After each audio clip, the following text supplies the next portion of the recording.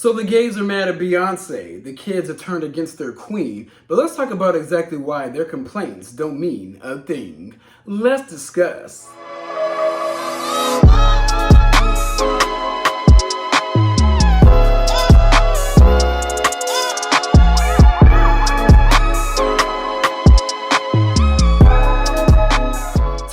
Testing, 1, 2, 3. I'm finally back live from being booked and busy. What's up, y'all? It's your boy Beasley here. I hope you all are staying cool, calm, and collected out there. So did y'all miss me? Of course you did, because I missed you, and to tell you the truth, I just had to take some time off so that I could come at you guys correct and give you all of me and not half of me. And for all the newcomers out there, welcome to Beasley Says, where we talk about beauty, fashion, LGBT with a dash of T. Follow me, Beasley, I give you game for free. And baby, before we get into this tea, I just have to say thank you all for being patient with me.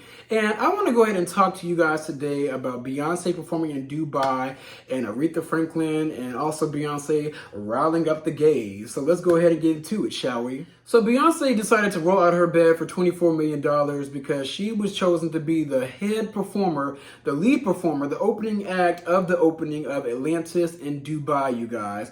Now, if you guys don't know what Atlantis is a paradise resort, mainly stationed in Bahamas. And you guys, I've been there once in my life, way back in high school, and baby, being there was almost like a dream come true. And when I look back on my life, you guys, like, I am immensely grateful for my upbringing and my parents, because we went on some very lavish, immaculate trips, you guys. Like, the Bahamas was a time that I would never forget. It was my very first time on a beach resort, and I've only been on a beach resort probably like twice in my entire life, and that was the very first time. Beautiful, beautiful resort, crystal blue waters, you name it. If you guys can get there, do it. But baby, just like everything in Dubai, it cost a pretty penny. Like, it was immensely expensive to stay at the Atlantis Hotel. I want to say it probably was like, if you stay in the more like grander area of Atlanta, because it's broken up into different sections, we kind of stayed in the commoner section where it was literally, I think, about like $500 to $600 a night. I think this was maybe like back in like 2007, 2008, somewhere in that area. That's how much it costs to stay there. And when you get to like the more luxury tier, it's about like $1,200 to like $1,500 a night, you guys. Like, it is no joke. So I can only imagine with the high cost of inflation and how expensive Dubai is, that those rooms are probably going to go to like $2,500 a night, you guys. Like, the Atlantis is a paradise that only the wealthy can really experience. But Beyonce got her thick ass up to perform for them all of her old songs. Now, my thing is, I wonder if these people thought that they were going to get the Renaissance Beyonce or just Beyonce. But they got Beyonce, Lemonade Beyonce. Like, that's the Beyonce they got. Renaissance is going to be exclusively for her own world tour that's coming up soon that I probably won't be able to afford. Now, before we get into the meat of this video, we have to talk about the fashion. The fashion, you guys. She did like about like 3 costume changes. Her first piece was this yellow gown, and it was made by the designer called Rayan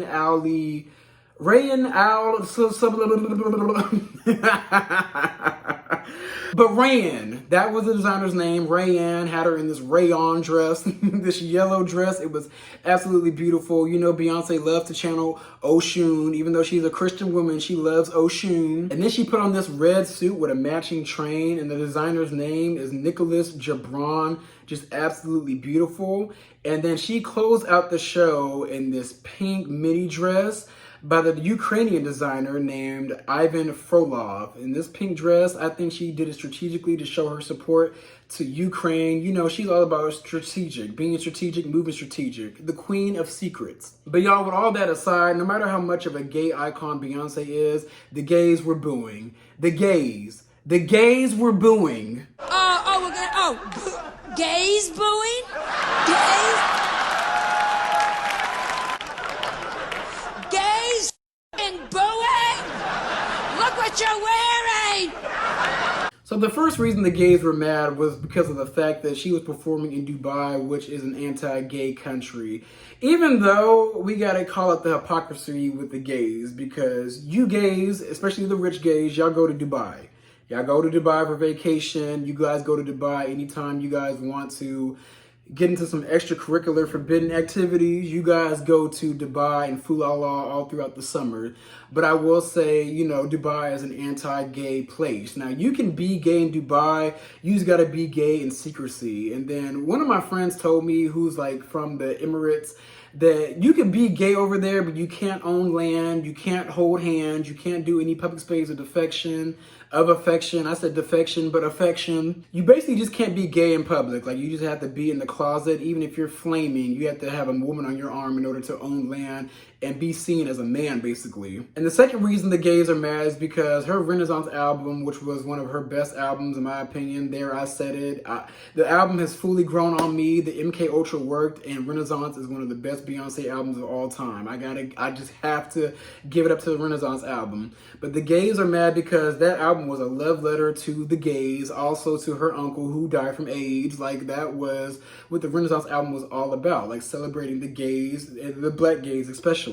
And I think the gays were mainly mad about that because it's a sheer fact that, you know, we found out like a few weeks before or a month before that she was performing in Dubai, and we all thought that that was going to be the first place that she performed the Renaissance album at. But since she performed all her old hits, there's no reason to really throw a fit. Now, usually when I do a Hot Topic mashup, I kind of like, you know, split them up within the video, but I'm going to go ahead and merge them together because both of these deal with the LGBT and both of them having issues with the wrong person. And the next person that the LGBT community, mainly the T part of the community, has an issue with is Aretha Franklin. You heard me right, the late Aretha Franklin. The LGBT community woke her and her long titties up from a very nice sleep to complain about her Natural Woman song. Like, basically like singing about, you make me feel like a natural woman. Now, y'all know the damn song. Now, y'all, there were a lot of people that weren't in the community that had an issue with this because it's just like, why is this an issue now? This lady is dead and gone, and you guys were not thinking about this song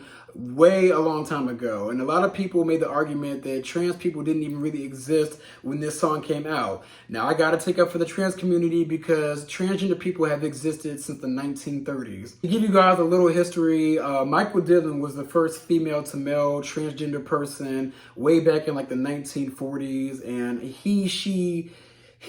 we was from Great Britain. And then we have Christine Jorgensen, who transitioned in like 1952, I believe. That was like one of the first notable like female to male, not female to male, but male to female transgender women. And then lastly, we can't leave out Marsha P. Johnson, who was at the time seen as a drag queen, but later on was identified as a transgender woman who led the charges at Stonewall, the Great Stonewall riots in 1969. Like, that was one of the most notable transgender people in American history. So with all that said, transgender people did exist around the time that, you know, Natural Woman came out, but back then they just didn't give a damn. Like, they just didn't. They didn't care about transgender people up until maybe like 5 years ago, to be honest with you. So I can see why a lot of people said that, but a lot of y'all are wrong. So therefore, I'm in the community and I can always find a way to sympathize with the gays and transgender people. Like, I can always find their side of the coin,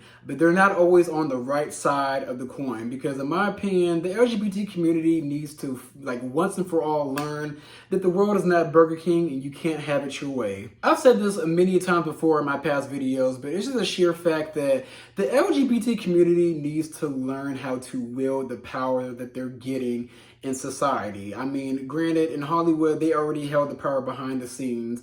You just can't talk about gay being a thing. But I will say, like, we have like a new social currency that a lot of the gays tend to abuse, and they try to force a lot of things to go their way and force their views on other people when people need to like fuck themselves slow with certain things. People don't understand certain things, and it's like the LGBT community like instantly wants these people to get it and instantly wants people to have their side, and that's not how the world works. And we gotta keep it real. Like, I hate to make this a race thing, but a lot of this comes from the white gays. I just gotta keep it real. The white gays are the most outspoken, and I will say the white gays get shit done because white. So therefore, they're gonna be the ones that want to put up a fight or start a fight, basically, to make sure that they can hold on to their, you know, their newfound power. Because, you know, white people, when they're in the gay community, they get their power in society taken away. but now the gays are starting to get power again, so the white gays are going to be at the forefront of that because white. And it gets to a point where, like, you know, there's a lot of segregation within our community. I'm probably rambling, but like, us black gays, we sometimes look at these stories and be like, we ain't in this. This has nothing to do with us. I'm talking about black gays, black lesbians, black bisexuals who don't really do shit, and also black trans people. Like, we be looking at these stories and be like, who said that? Who have been saying that? Who said that?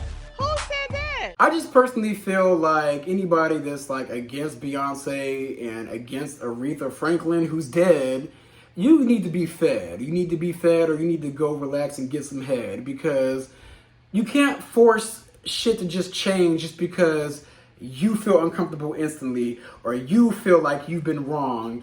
And I think, you know, it's easy for me to say this because as a black person, like, we've always felt uncomfortable. We've always felt wrong, but we always just bared and grinned it. So therefore, it's just like, you guys just go along with the get along for once. We're not going to change that damn song. And Beyonce for sure is not going to turn down $24 million just because of your feelings. Like, would you turn down $24 million?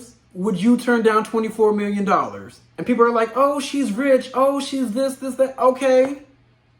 The best thing about money is making more money. And who's to say she's not going to donate this to like gay advocacy groups or like gay health clinics or like gay homeless shelters? Like, who's to say she's not going to do her due diligence? You guys get mad at Beyonce. She does something good. You don't say shit about it. You guys just want to be mad at her just to be mad at her. And lastly, you guys, I'm getting a little tired of the fake outrage, mainly coming from these fake bots on the internet. Like, if you guys don't know, Lovely T has spilled this tea a long time ago that like roughly like 80% of the internet is fake. Like, a lot of this outrage sometimes comes from bots. Like, you can buy bots and you can program to say and stir up a lot of bullshit, and somehow it gets pushed throughout the algorithm. I don't know who does it, but that could be the case with this. Like, people getting mad at Aretha Franklin and getting mad at Beyonce probably came from paid bots.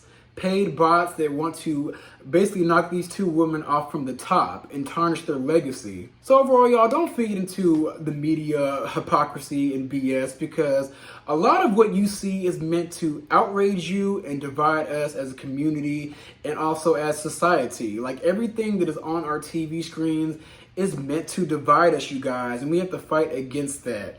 But yeah, y'all, those are my opinions. Drop down below and tell me how you guys feel about the LGBT community allegedly trying to like do away with Aretha Franklin's song, and also Beyonce getting a big bag in Dubai.